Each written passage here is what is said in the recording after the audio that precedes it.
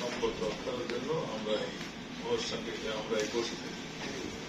আজকে বসে আমরা সিদ্ধান্ত নিয়েছি ঢাকা মহানগর, ঢাকা জেলা, গাজীপুর মহানগর, গাজীপুর জেলা, নারায়ণগঞ্জ ও নরসিংদী জেলা পরবর্তী নির্দেশনা না দেওয়া পর্যন্ত কারফিউ অব্যাহত থাকে। আগামীকাল রবিবার হতে সকাল 6টা থেকে রাত 9টা পর্যন্ত কারফিউ শিথিল থাকে। আমরা 7টা ছিল আগে, সেটাকে 6টা করা হলো এবং 8টা ছিল সেটাকে 9টা করা হলো। কারফিউ এই সময়ের মধ্যে শিথিল থাকে।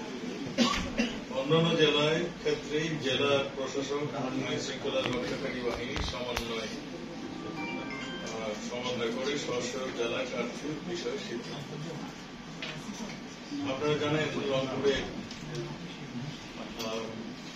আমাদের ইউনিভার্সিটির সামনে একটি ছেলে আমাদের এক ছাত্র নিহত হয়েছে।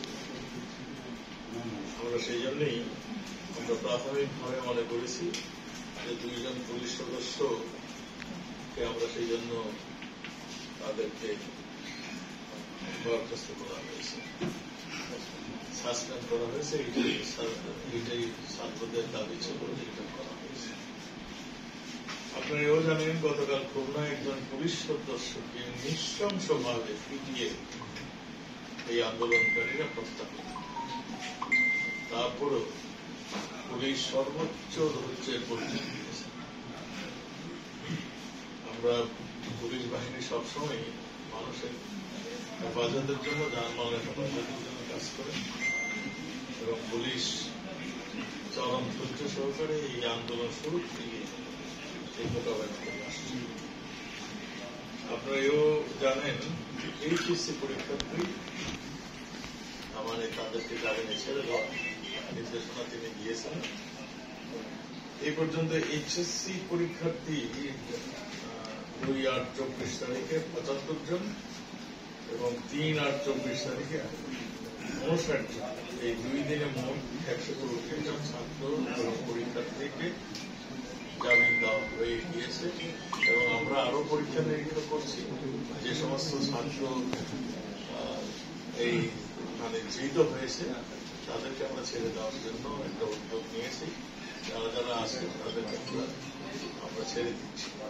তবে স্পেসিফিক কারোর বিরুদ্ধে যদি, যেমন ওই যাত্রাবাড়িতে মেয়েরে লাশ ঝুলিয়ে রেখেছে এই ছেলেটি, এইরকম যদি স্পেসিফিক